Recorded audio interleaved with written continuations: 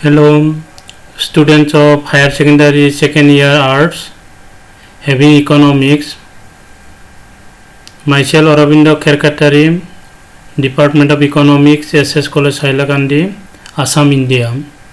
In continuation of our last class, that is Introductory Macroeconomics, Group B of Economics,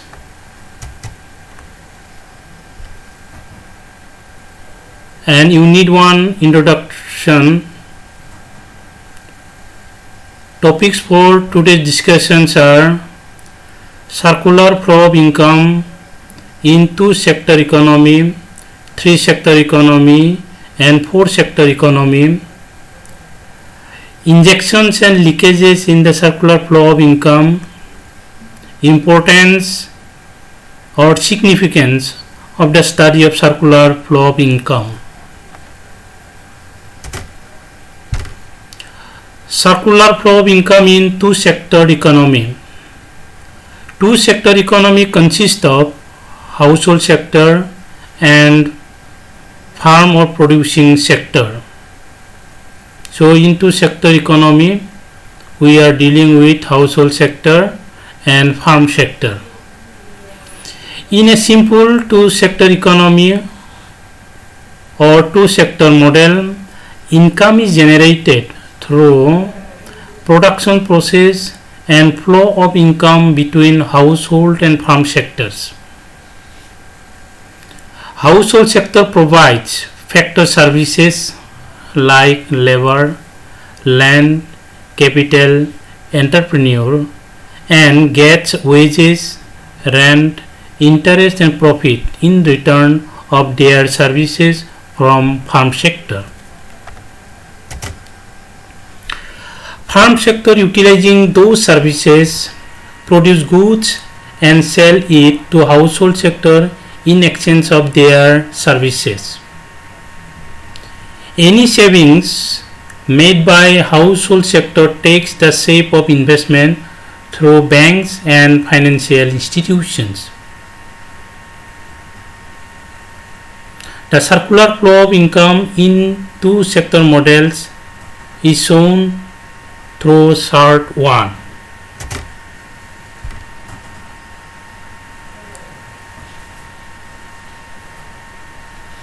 Here, household and farm sector exchanges goods and services with each other, where money acts as a liaison agent.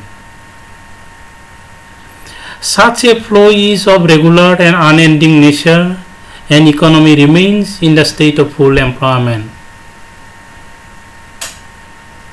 So, in the two sector models, household and farm sector exchange goods and services with each other, where money acts as a liaison agent. Such a flow is of regular and unending nature, and economy remains in the state of full employment. Our next topic is circular flow of income in three-sector model. Three-sector model of economy includes household sector, producing or farm sector, and government sector. Here, flows from producing and household sector to government sector are in the form of taxes. The income received by the government sector flows to producing and household sectors in the form of payments for government purchases of goods and services, as well as payment of subsidies and transfer payments. A part of the income earned by government is saved and deposited in capital market. However, government also takes loans from capital market for meeting its expenditure or for completing its development projects. Circular flow of income in three-sector model is shown through chart 2. In this chart, it is shown that every payment has a receipt in response of it, by which aggregate expenditure of an economy becomes identical to aggregate income and makes the circular flow regular and unending. So repeat again, in this chart, that is chart number 2, it is shown that every payment has a receipt in response of it, by which aggregate expenditure of an economy becomes identical to aggregate income and makes it circular flow regular and unending. Our next topic is circular flow of income in a fourth sector economy. In the fourth sector model, along with household, farm and government sectors, we have to study international dimension of macroeconomic activity, because international economic environment affects the domestic economy. The external sector is also called the rest of the world sector. The following are the main activities. Number 1, the producer exports their goods and services to rest of the world, so money flows from external sector to producer. It is called export receipts. Number 2, the producers imports goods and services from rest of the world, so money flows from producer to rest of the world. It is called import payments.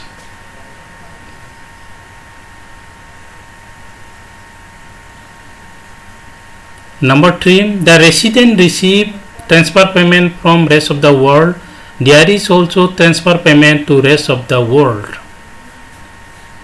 Number 4, the residents receive factor payments, for example rent, wages, interest and profit, from the rest of the world for providing factor services. Similarly, we make factor payments to the rest of the world. Circular flow of income in fourth sector model is shown through chart 3.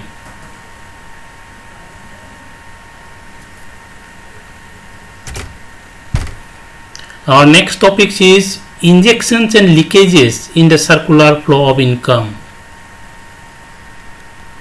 Injections, the flow of variables which causes an increase in the process of production in the economy, are called injections.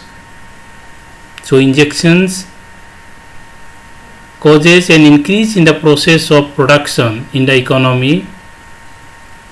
Examples of injections are public investment. Public investment increases the process of production. Private investment also. Foreign direct investment, export, consumption expenditure by government. All these are the examples of injections which causes an increase in the process of production in the economy. Leakages, the flow of variables which causes a decrease in the process of production in the economy, are called leakages. So leakage is the opposite of injections. Here the flow of variables causes a decrease in the process of production in the economy. So in the injection causes an increase in the process of production. Examples of leakage: savings, imports, taxes by the government. So these examples which we have shown, they causes a decrease in the process of production in the economy. Our last topics for today's discussion is significance of study of circular flow of income. The following points shows the significance or importance of the study of circular flow of income. Number 1, estimation of national income. National income is an estimation of aggregation of any of the economic activity of the circular flow. It is either the income of all the factors of production or the expenditure of various sectors of economy. However, aggregate amount of each of the activity is identical to each other. The second significance of the study of circular flow of income is level of economic activity. Circular flow model provides information regarding macro variables like national income, savings, consumptions, and investment. Then we can ascertain the level of economic activity. So, from the information regarding macro variables, we can ascertain the level of economic activities. Number 3, information about interdependence. Circular flow model helps to understand interdependence between different sectors of the economy. For example, producers depend on household for factor services and household depend on producer for goods and services.